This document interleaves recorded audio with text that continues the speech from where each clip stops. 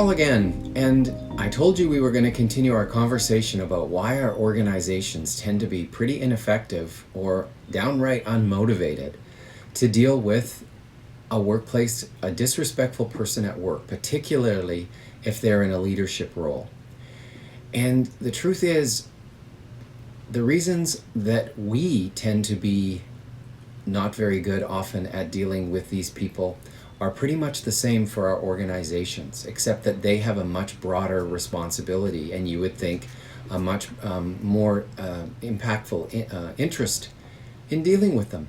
But the truth is, disrespectful people are often people who are difficult to deal with. They're tough, they're stubborn, they are aggressive. And so just like you and I are often afraid to deal with these people and don't really know what to do because we know it's going to be an ugly confrontation, our organizations feel the same way. They're often afraid to confront those difficult people because they know it's not going to be fun. So their fear paralyzes them, and that's a real problem.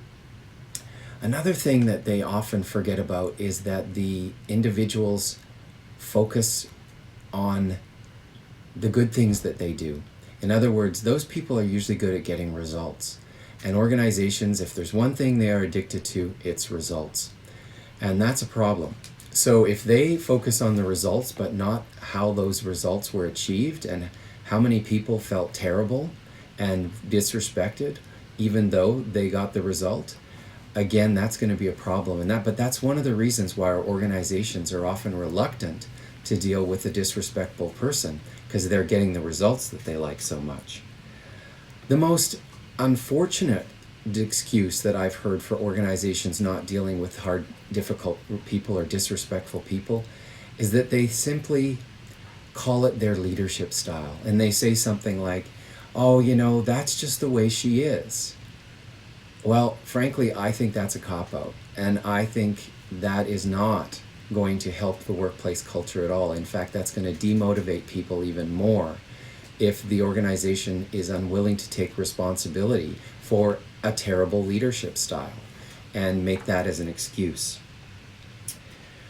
Sometimes workplaces are really competitive, and some organizations take the position that you have to be tough and everyone has to be tough, and that the disrespectful person is just aligning with a competitive workplace. So in other words, we need to just sort of deal with them, learn how to deal with them, just handle it. It's your problem, not theirs. Again, that's really unfortunate, but that is another reason why organizations tend to not be great at it. And then finally, a lot of our organizations don't have effective workplace respect policies that specifically talk about what bad behavior is unacceptable in our organizations. And so if their policies are very vague and their processes are not very effective, then even if they want to deal with a badly behaved person, it often doesn't work well. So those are some of the reasons why our organizations are often not very effective at intervening and trying to deal with and stop bad behavior at work. I hope that helps, and I'd love to hear your thoughts.